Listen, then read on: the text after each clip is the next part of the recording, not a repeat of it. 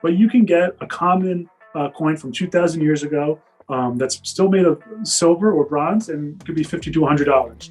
And I think that's such a cool item that everybody should own. Even if you're not a collector, I think it's just a cool thing for that everybody could appreciate. Welcome to Old Guy Talks to Me, a podcast dedicated to helping guys create kick-ass lives for themselves and those that they love. Ladies, if you want to know what your guy is thinking, this podcast is for women too. Each week, a special guest helps you create that life you've imagined. We talk anti-aging medicine, personal growth, relationships and hot sex. Yeah, you hear me, getting laid more frequently, other guy vices, and topics that many don't want to talk about but need to. Just because you're getting older doesn't mean you have to be old. Don't want to miss anything? Be sure to subscribe, share, rate, and review this podcast. And be sure to go to www.thestandard.academy/magazine and grab a free copy of our new digital magazine, The Standard Academy, where we talk about erogenous zones, growing hair back, and other things that will help you create that kick-ass life. Now get ready to listen up and share with friends.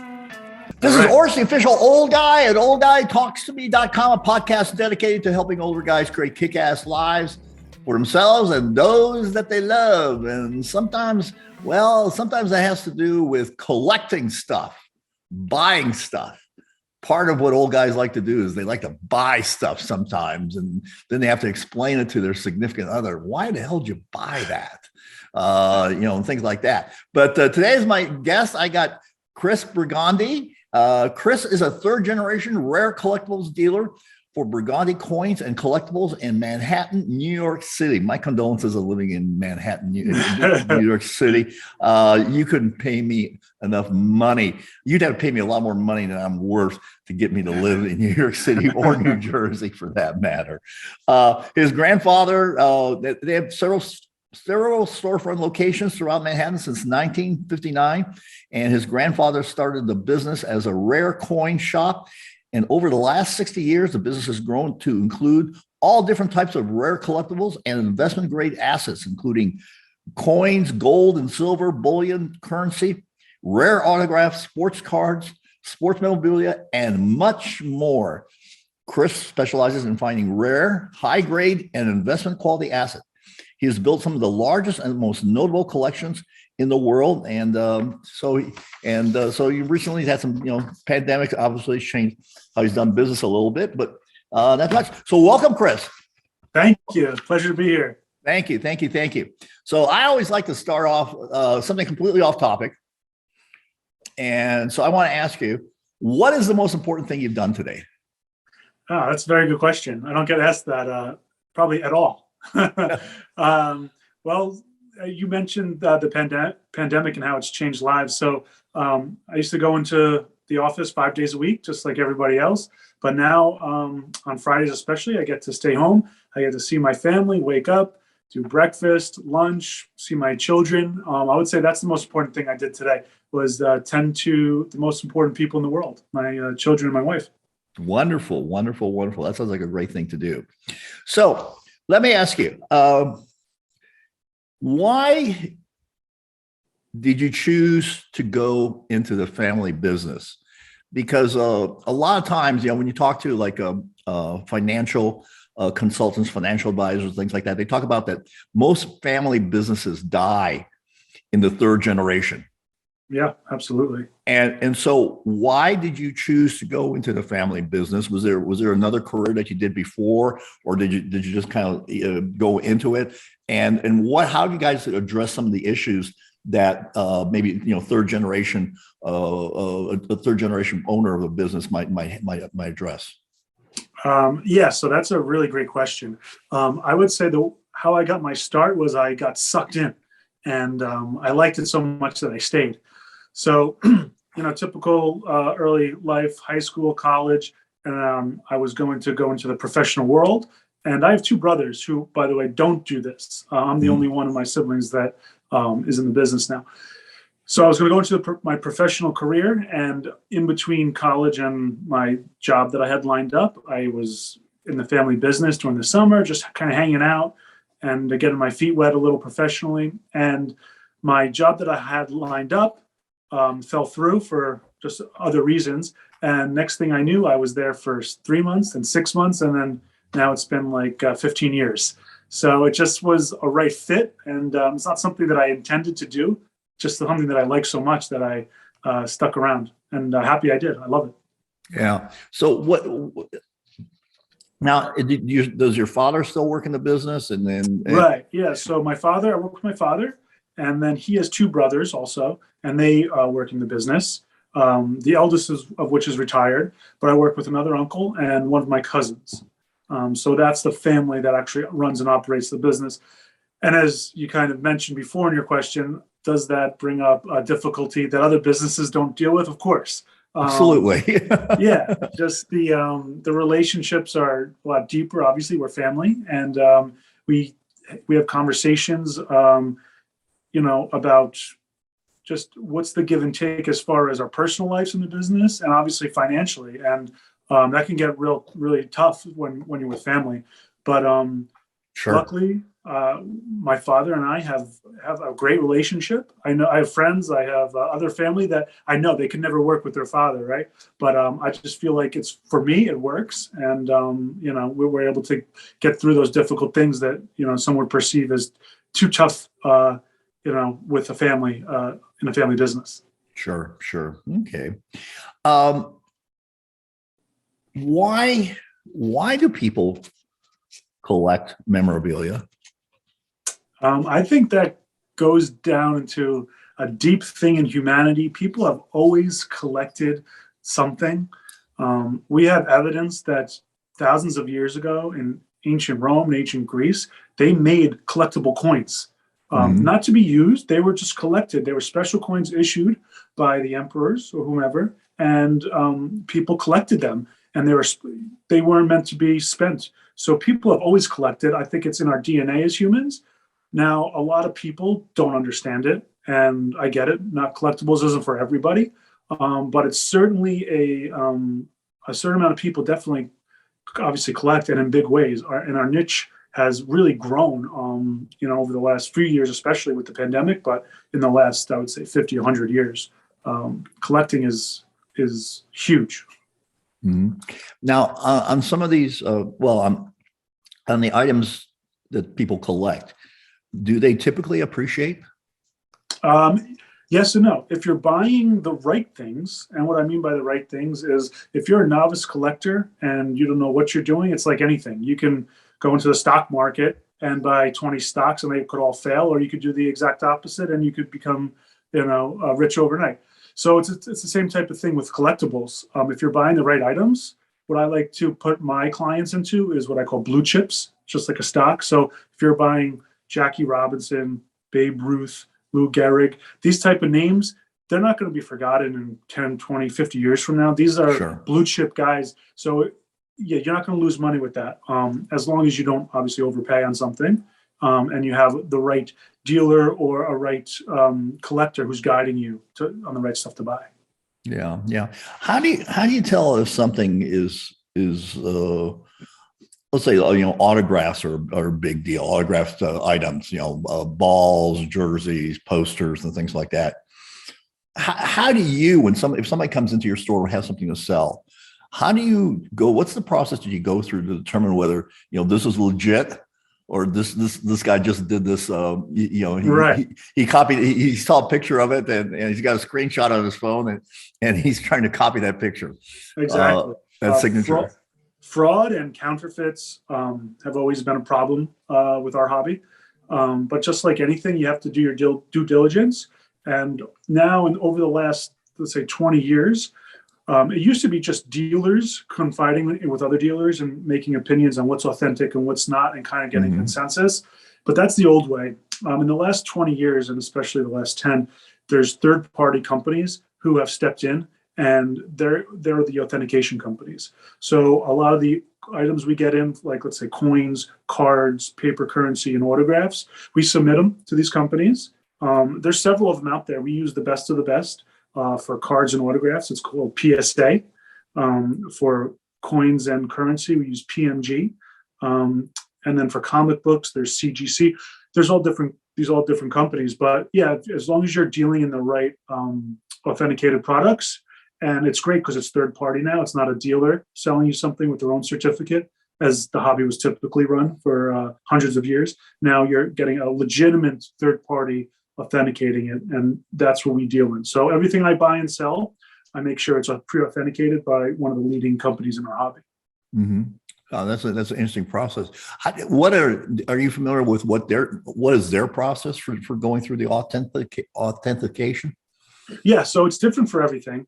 So I'll use autographs since you brought that up. That's probably one of the most fake things, people counterfeiting, copying autographs. Sure. So not only are they like forensic experts as far as telling you what the autograph should look like, as far as the size, how smooth it is, different letters being different heights, the pen pressure, that's all forensics. And that's one part of authentication. The second part, and what I would say is the most important part, is that these companies have developed these mega databases of counterfeits and what is known to be authentic. So it's agreed upon by the hobby as authentic. So if I brought to them, let's say, a Jackie Robinson autograph, and let's say it's postmarked on a letter, and let's say it's dated 1948, they'll go to their database, which is massive, and they can pull up every Jackie Robinson autograph they've seen from 1948. And they'll say, okay, is it going to line up in here? Because as you know, the way you sign an autograph, the way I sign an autograph, it changes not only every time you sign it, but also if you look how you signed 5 years ago, 10 years ago, 50 years ago, there's changes. But there's certain things that don't change. So they'll put it in the database. They'll say, okay, this is what we're looking for, this style of autograph. And we know there can be some fluctuation, but we're going to make sure it falls inside. So it's kind of a two-part system about how they authenticate. And that's how they do autographs. Now, I could go into cards. I could tell you how they do comic books. That would be slightly different, obviously. Mm-hmm. Okay. What is the oldest thing that you have or had in your shop that you've sold or maybe still have? What are some of the oldest things that you have? So ancient coins are definitely the oldest items we have. And it's kind of shocking to everybody when I tell you we have ancient coins in our shop that we sell for $50 and $100. Yeah, exactly, right? Everybody would think they would be, I don't know, $1,000, $10,000 and up. But there are so many ancient coins out there, and they find them a lot even today on digs when they're doing archaeological digs, in Rome or Greece or, in the Middle East. They find them all the time. So they're not necessarily rare. I think it's something everybody should own. I think it's such a cool thing. It's only $50, $100. Obviously, if you want to get something expensive and rare, you can get like a gold Julius Caesar coin from 44 BC. That's going to cost you tens of thousands. But you can get a common coin from 2,000 years ago that's still made of silver or bronze, and it could be $50 to $100. And I think that's such a cool item that everybody should own. Even if you're not a collector, I think it's just a cool thing for that everybody could appreciate. And that's really surprising. My initial thought was that was going to be they were always going to be real high ticket items, but I did not realize that there was such a supply and demand plays a major lot. supply. Yeah. And so with people doing excavations and digs and things like that, so there's not a shortage of old coins. Right. Yeah, not at all. Well, again, if you start getting into certain ones, Julius Caesar issues, Augustus Caesar, then you can start getting to some real rare high-end stuff. But the entry level is so low. I think it's a no-brainer for everybody to just own one, to hold one, to see it. They're not like coins today. These things were hand pressed, meaning someone took a chunk of silver, a planchet, if you will, that was heated up, and they literally had someone pressing it, pushing it down, and that's how they made the coin. So everyone's slightly different in size. They have a lot of cracks in them just from the old equipment. It's just a really cool historical piece. Sure. Now, outside of coins, what else? What's an old item that you might have that you've had in the past or you currently have that's for sale? So autographs. So we can go back to stuff. Typically, I go around the 1700s. That's the earliest I go. But you can go into early British kings and stuff from 1200s, 1300s, 1400s. But the earliest pieces that I've typically owned are from the 1700s. Recently, I've owned, let's see, George Washington autographs, John Hancock autographs, Brigham Young autographs. So typically the earliest for autographs would be like 1700s. Okay, all right. What is some of the weirdest things that you have in your store to sell? That's always a fun question to answer. We see some of the oddest stuff. Again, we have a storefront in Manhattan, in New York City. So the amount of people that come in and bring in odd items is just endless.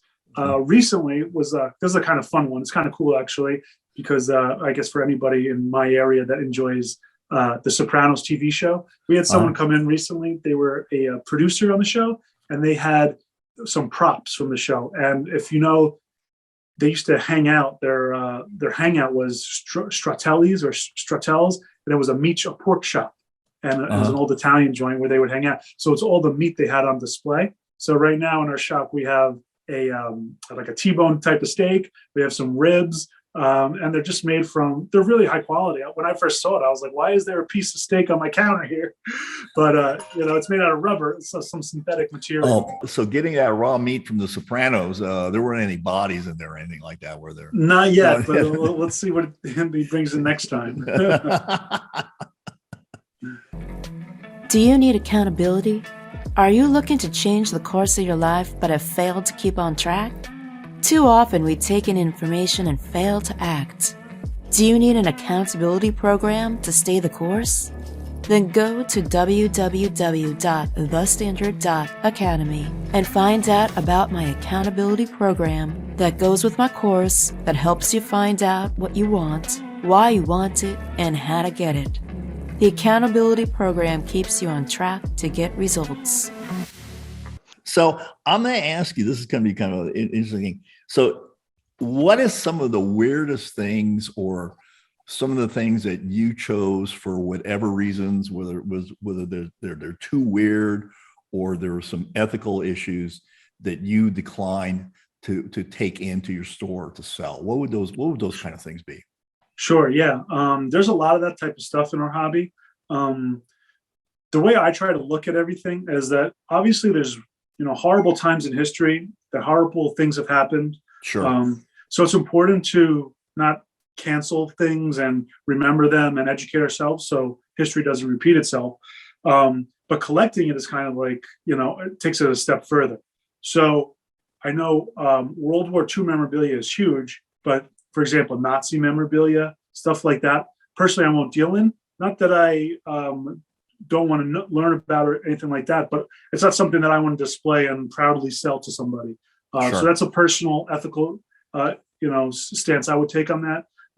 People collect it; it's huge. I know, for example, eBay, they will not allow you to post anything like that on there, and other big sites like that. But I know stuff goes into these big auctions, and there's huge collectors of that type of stuff. Another odd thing is people collect serial killer letters and memorabilia and autographs. So people will write to federal penitentiaries to these guys, and they'll resell all the autographs and letters and stuff like that. That's another sick area that I don't want to touch. Obviously, it's important to know and learn about the history of it, but not something that personally that I would collect or even want to sell to anybody. Why would you want to touch that? People collect everything. Our hobby can, it jumps off a cliff and it gets a little dark and weird. Yeah, we see and hear some weird stuff like that. There are some things, and I'm kind of going to go astray here. We're talking about memorabilia, but in a previous life, I was a periodontal regenerative surgeon, and a friend of mine was the dentist at the county jail, and he asked me to see this patient, and I agreed to it. And I really wish I hadn't, because he had killed his wife. He had killed his two kids that were under 5. Yeah. And then they botched his suicide. And I just, to be real honest, I had never felt so dirty. Right. I mean, I went home and I took a shower for about an hour. I mean, I just never felt so dirty as being in the presence of that kind of evil. Yeah, I can't even imagine that. I feel dirty just hearing that story. Yeah, and I mean, the weird thing is actually he and I shared a physical therapist at some point, or they were friends with, you know, this guy kept on like showing up in different areas of my life. It was weird, but it was just like, that is just so creepy. Yeah, it's and sick. I just can't imagine collecting, you know, from serial killers. Yeah, it's a weird sect within our hobby that, yeah, people, not many, but you know, it happens. People, I see this stuff traded every now and then. Yeah, that's just it's just, I'm sorry, I just get goosebumps and shivers up my spine just thinking about that whole encounter. Yeah, it's really weird going in. I don't know if you've ever been in. That was my first and only time. No. No. Yeah, it's very weird being inside the county jail or the prison, Right. because there's lots of doors that close really solidly. Yeah. And I mean, really solidly. And as you're walking down, first of all, you're almost always escorted. But Right. as you're walking down, everybody is looking for your visitor tag. Right. Yeah, they want to know who you are. Yeah, exactly. I mean, if you don't have a visitor tag, and you're not in uniform, you're out of place. And so everybody's like, they're always like looking to see if you have a visitor tag, see if you have, I mean, I remember walking down the hall, everybody's like looking at my visitor tag. I couldn't imagine that experience. That must have been such like a mind. Yeah, it was, but it was like, oh, I don't know. What's the most expensive thing that you sold? So we get some really high-end rarity stuff, one-of-one type of pieces. So in our past, we've had stuff that's well over millions of dollars today, believe it or not. So, for example, what comes to mind, Babe Ruth uniforms, Lou Gehrig uniforms. People don't realize that back when they played, players didn't make a lot of money. The ball clubs didn't make a lot of money. You got 2 uniforms for your home games and 2 uniforms for your away games per year, and that was it. Mm-hmm. Then after the season, they recycled those uniforms. They gave them to either local teams or a semi-pro team, and they reused all that stuff.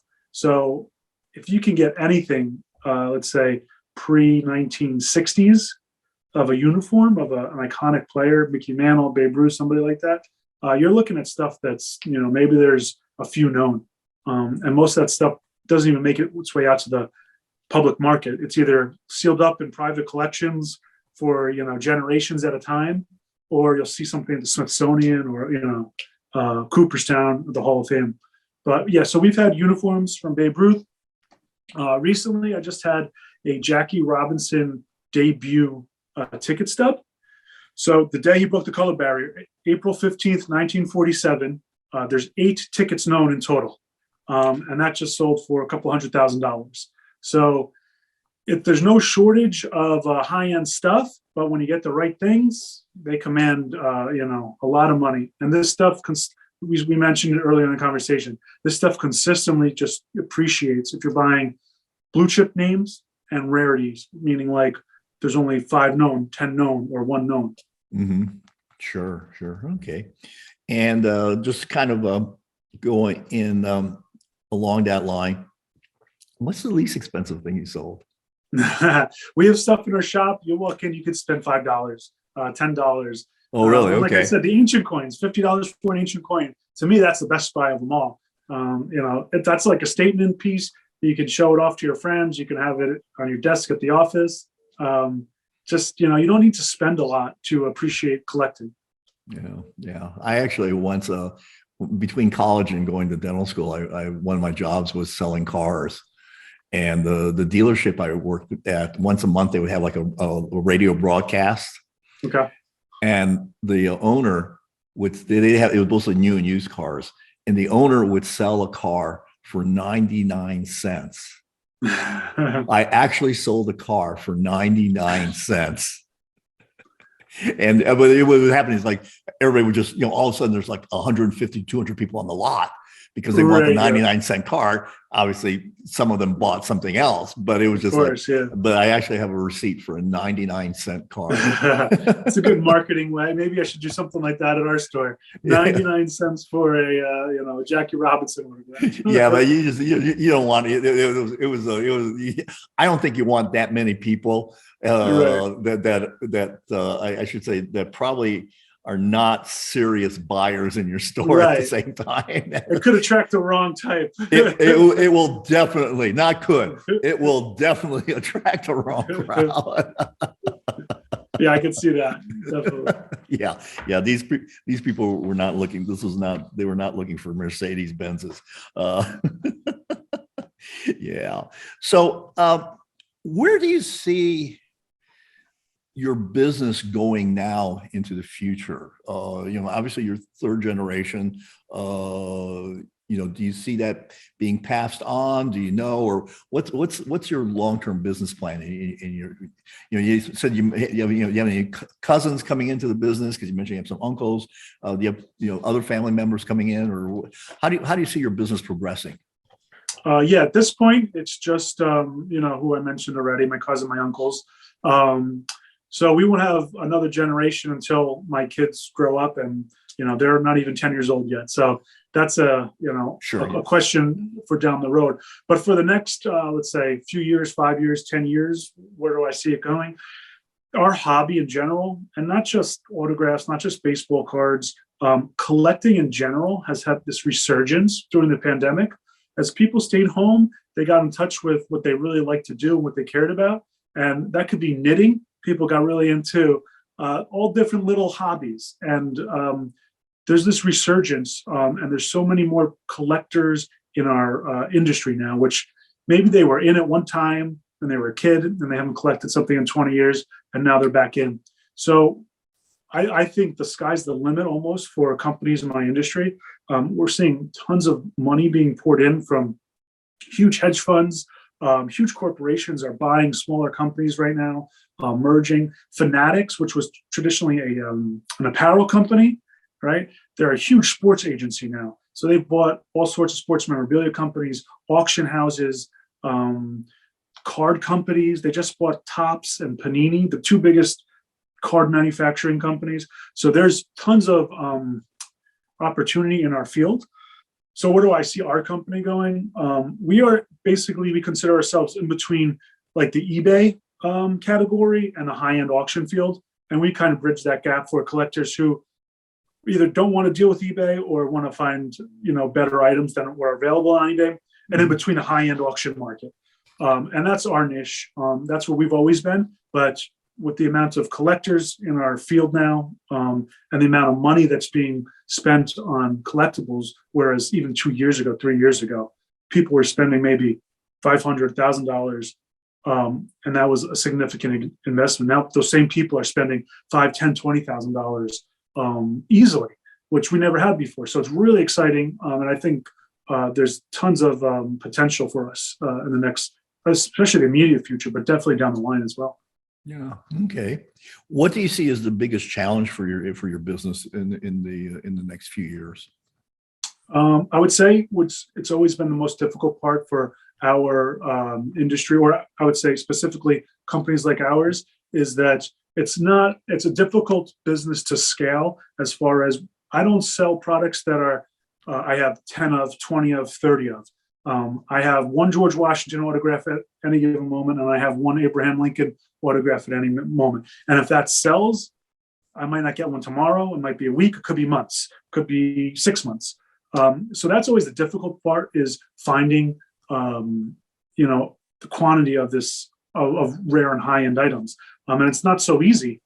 And especially now that prices, for example, a nice Abraham Lincoln autograph would have cost you between $5,000 and $8,000 a few years ago. Now they're costing between 10 and 15, and sometimes even more if it's a really special document. Mm-hmm. So spending, going out there. I saw you had that one. I don't know if it's still sold. You had the Gettysburg one. Yeah, so that's sold to one of our best clients. So anytime we get something really special like that, we have basically a VIP group of people, and we give them first access to it. And that's sold basically within 15, 30 minutes, something like that. And a piece like that is 15, 20 grand. It's not cheap.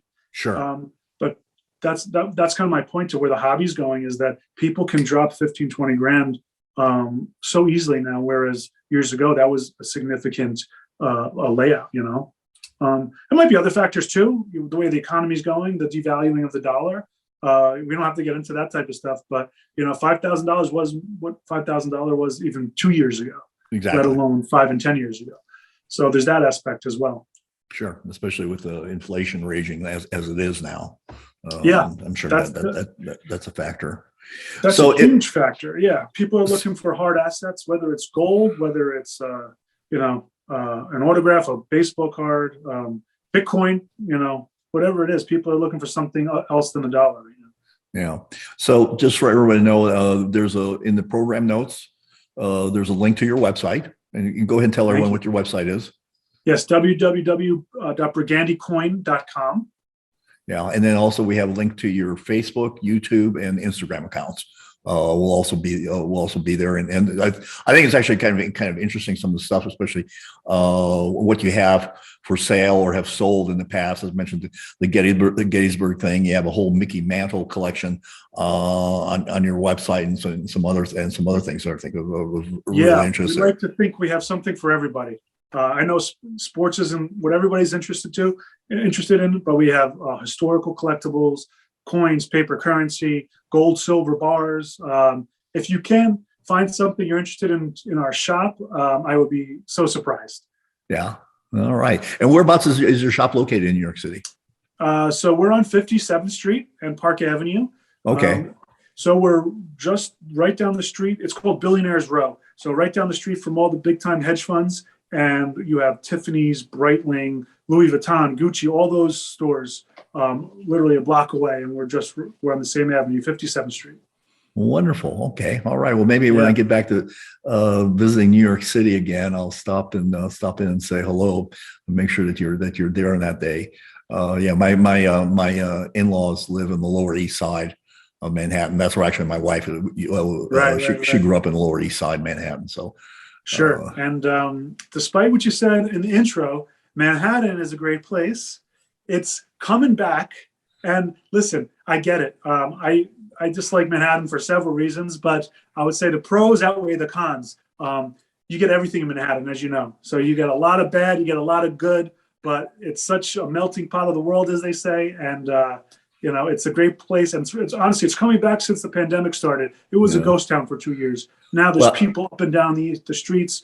The mask mandates are lifted, so people feel comfortable going out to eat, going to stores. I would say we're at 80% of pre-pandemic level. Yeah, it was wild. We were there a year and a half ago, and I did not realize you have a sheriff. I don't know if you had a sheriff that was texting me during the quarantine. You're supposed to quarantine yourself, and he was texting us on our phone. But we drove, and this was after everything had gone crazy. We drove from the Lower East Side, from basically 2nd Street and 7th Avenue. We drove from the Lower East Side all the way up to about 55th Street to a friend's house, or her apartment. And then we drove all the way down to New York Airport on the way out of town. During that whole drive, I did not see one policeman, which was absolutely, and this was during that whole time, which was absolutely stunning to me. I was just crazy. It's like every other block, if not every block. It was, every block. But I'd say, I just kind of feel like about New York City, I'm going to debate you a little bit on this, because I feel like, because I live in Las Vegas. And before I lived in Las Vegas, because we moved up here from Phoenix 3.5 years ago, when I come to Vegas, it was like 3 days was enough. But now that when I live in Las Vegas, we rarely go to the Strip unless there's of course. There's show or out of town company, but we just kind of have a normal life here. But I don't know. I just I think you have to do it right. If you next time you come to New York City, I'm going to take you out. I'm going to take you to the hot spots, the great places, and we'll avoid everything you don't like about New York. All right. Do it up right. Okay, well, I'm going to take you up on that, Chris. All Sounds right. good. All right. Thanks a lot. This is Orsi, official old guy at oldguytalkstome.com.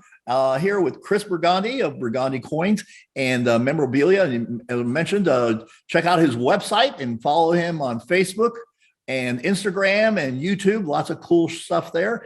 And I'm going to ask you to do several things. I'm going to ask you to share, rate, and review. And if you're going to give me a bad review, I don't care. I love you. I love my trolls. The more people that hate me, the better. If you get, especially if you're a rabid troll, I love to have a rabid troll because that just pushes my rankings up.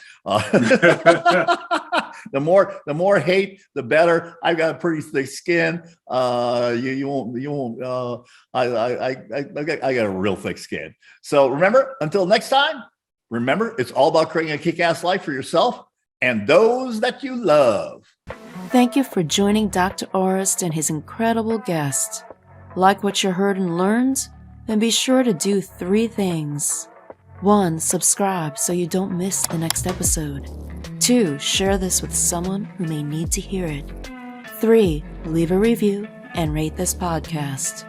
Opt in at www.thestandard.academy/magazine. And get our free digital magazine with savings, articles, and deeper dives into cool controversy. Be the guy who takes action. Without action, you're not going to get the results you want. Thank you again, and make it a great day.